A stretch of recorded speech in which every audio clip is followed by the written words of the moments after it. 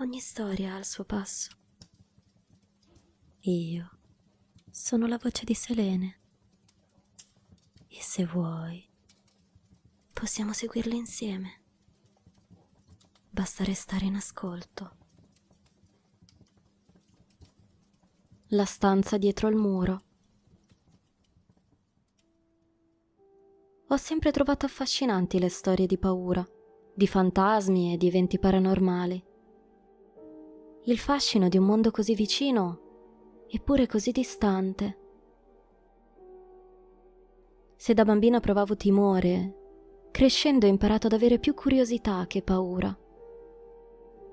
Perché col tempo ho capito che per ogni cosa esiste una spiegazione e che molto spesso, per giustificare ciò che non comprendiamo, ci affrettiamo ad attribuirlo al paranormale. Eppure, non molto tempo fa, c'è stato un periodo in cui, nel silenzio della notte, mi sono sorpresa a pensare che davvero ci fosse un fantasma ad osservarmi nell'oscurità della casa. Sono passati quasi 6 mesi da quando è successo. Avevo appena acquistato questa casa, dopo mesi di lunghe ricerche.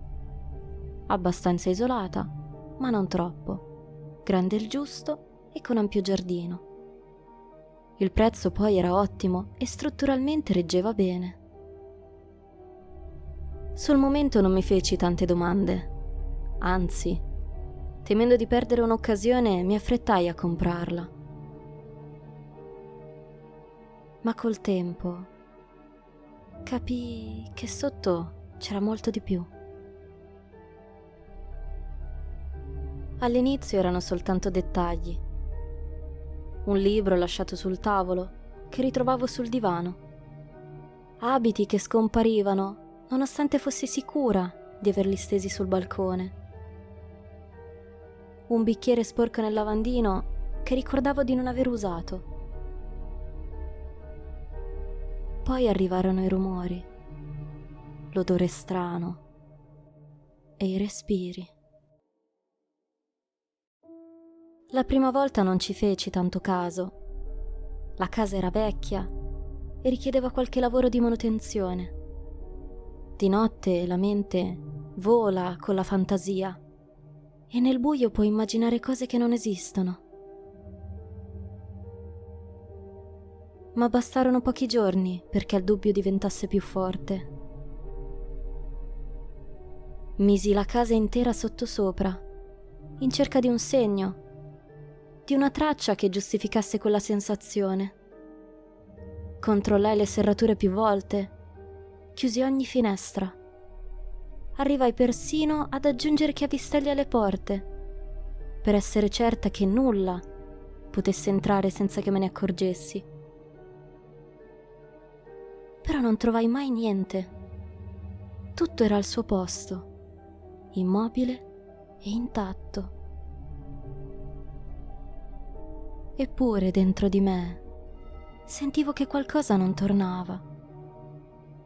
Era come se qualcuno vivesse qui insieme a me. Non per rubare o distruggere, ma per abitare gli spazi, appropriarsene piano, silenziosamente. E ogni giorno lasciava dietro di sé una traccia sottile, come a ricordarmi che non ero sola. La notte era peggio. Quando la casa sprofondava nel buio, mi sembrava di sentire una presenza invisibile muoversi nei corridoi. Un passo trattenuto, un leggero sfregamento contro la parete. E poi quell'odore, umido, acre, come terra chiusa in un luogo senza luce. Restavo a letto con le coperte tirate fino al mento, con il cuore che batteva all'impazzata e i brividi che mi percorrevano tutto il corpo. Col tempo quella presenza sembrò farsi più audace. Non si accontentava più di restare nella cucina o nel soggiorno. La sentivo avvicinarsi, fermarsi davanti alla porta della mia camera, restando immobile per minuti interi, in ascolto. Ogni notte, un po' più vicina. Non la vedevo, ma sentivo che era lì. La percepivo nel respiro lento, nel fruscio impercettibile che spezzava il silenzio. A volte mi sembrava che mi osservasse, come un'ombra che penetra sotto la pelle. Il sonno si stava sgretolando, notte dopo notte. Non era più riposo, ma un'attesa inquieta, spezzata da risvegli improvvisi. Sentivo di stare impazzendo, perché ogni volta che aprivo gli occhi, tutto svaniva. Il respiro, che avevo giurato di udire, si spegneva di colpo. I passi si interrompevano. Quell'odore acre scompareva improvvisamente. E allora mi convincevo che fosse stato un sogno, un incubo che mi trascinavo dietro anche da sveglia. Ma l'incertezza era peggio della paura. Non sapere se la minaccia venisse da dentro di me, dalla mia mente stanca, o da qualcuno che aveva deciso che quella casa non era più solo mia. Il culmine arrivò una notte. Mi svegliai di colpo, senza sapere perché. Forse quell'odore strano, più forte del solito, quasi soffocante. O forse il peso di uno sguardo che sentiva un respiro di distanza. Rimasi immobile, fingendo di dormire. Il silenzio era spesso, carico, ma non vuoto. E poi lo sentii, un tocco sulla spalla, lieve, esitante, ma freddo e umido come pietra bagnata. Il respiro mi si bloccò in gola. Il cuore batté un colpo così forte che temetti di tradirmi. Un istante eterno che sembrò non finire mai.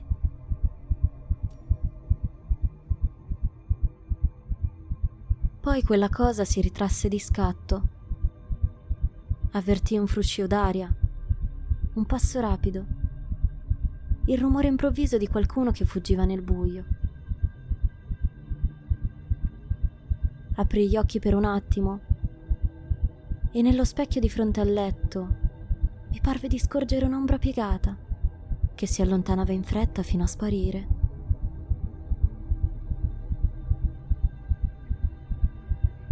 Rimasi pietrificata, ogni muscolo contratto, la pelle coperta di brividi caldi e freddi insieme. Non so da dove trovai la forza, ma mi sollevai lentamente, cercando di non fare rumore. Ogni passo verso la porta mi sembrava infinito, come se il buio intero mi osservasse. Quando arrivai alla maniglia, con un gesto rapido la chiusi a chiave, stringendo il chiavistello fino a far tremare le dita. Solo allora mi lasciai scivolare contro la porta, col petto che si sollevava e abbassava a scatti. Quella barriera sottile era tutto ciò che avevo tra me e quella presenza. Il telefono era sul comodino. Lo afferrai con le mani che tremavano. E solo dopo lunghi secondi, quando la voce riuscì finalmente a uscire dalla gola, composi il numero. Le parole mi si spezzavano in bocca. Faticavo a spiegarmi, ma dissi quello che contava. Non ero sola. C'era qualcuno in casa e non potevo più fingere che fosse solo nella mia testa. Rimasi chiusa in camera, Ogni scricchiolio, ogni fruscio della casa mi sembrava un ritorno, un passo che si avvicinava di nuovo. Il tempo si dilatava in maniera crudele. I secondi sembravano ore. Ogni respiro, un rumore troppo forte. Poi, finalmente, dopo un'attesa che parve infinita, udì bussare e chiamare il mio nome con decisione. I soccorsi erano arrivati. Provai un sollievo così intenso che mi sembrò di crollare. Mi alzai e mi diressi di corsa alla porta d'ingresso. Davanti a me c'erano 2 agenti. Gli raccontai cosa stava accadendo. Le parole uscirono confuse, spezzate, cariche di panico. Ma loro non mi interruppero. Non mi guardarono come se fossi pazza. Ascoltavano, mi facevano domande, mi chiedevano di spiegare meglio. Le agenti ispezionarono la casa con cura, andando nei punti che avevo indicato. Ogni stanza, ogni angolo, ogni porta. Nulla. Una di loro, con tono calmo, disse che probabilmente si trattava della vecchia casa che giocava brutti scherzi e di stare tranquilla. Il panico mi risalì come un'ondata fredda. Non era vero. Non potevo accettarlo. Non era la mia immaginazione. Qualcuno c'era davvero. Fu allora che una delle 2 agenti, forse colpita dal mio stato, decise di fare un secondo giro. La vidi passare con calma nel corridoio, bussando con le nocche contro le pareti, quasi distrattamente. Poi, a un certo punto, il rumore cambiò. Non più un colpo pieno, solido, ma un suono cavo, come se dietro al muro ci fosse del vuoto. La poliziotta si fermò, tornò indietro, picchiò ancora e il silenzio cadde nella casa. Era lì. Con più attenzione iniziarono a ispezionare il punto e presto emerse una fessura nascosta, un passaggio stretto, soffocante, che portava a un corridoio angusto e, infine, a una stanza dietro la mia camera da letto, proprio dietro la testata del letto. L'odore fu la prima cosa che ci colpì, acre, pungente, come di terra umida. Dentro, segni inequivocabili di qualcuno che aveva vissuto lì. Un giaciglio improvvisato, resti di cibo, bottiglie vuote, oggetti che riconobbi, spariti da tempo dalla mia casa. Perfino alcuni miei abiti, accatastati alla rinfusa. Era la prova che avevo temuto. Non ero mai stata sola. Quella presenza aveva davvero abitato i miei spazi, a pochi centimetri da me. Ma la stanza era vuota. Nessuna traccia di chi l'avesse occupata.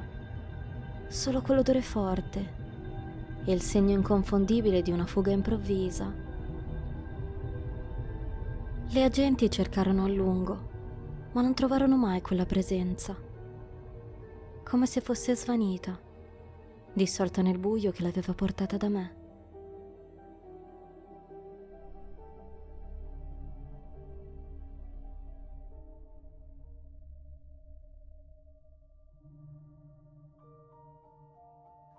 Io rimasi. Quella era la mia casa e non l'avrei ceduta a nessuno. Cambiai le serrature, chiusi ogni spiraglio e soprattutto abbattei il muro che separava la mia camera da quell'antro nascosto. Non volevo più corridoi segreti, né stanze invisibili da cui qualcuno potesse osservarmi.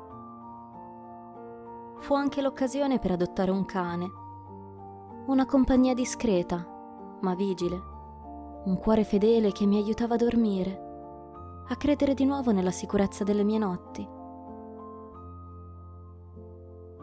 Chi fosse davvero quella figura non lo seppi mai. Forse un estraneo disperato, forse qualcuno che mi aveva scelta. Non l'avrei mai scoperto. E se un giorno quell'ombra avesse provato a tornare, avrebbe trovato ad aspettarla una persona nuova, pronta a non lasciarsi più sorprendere.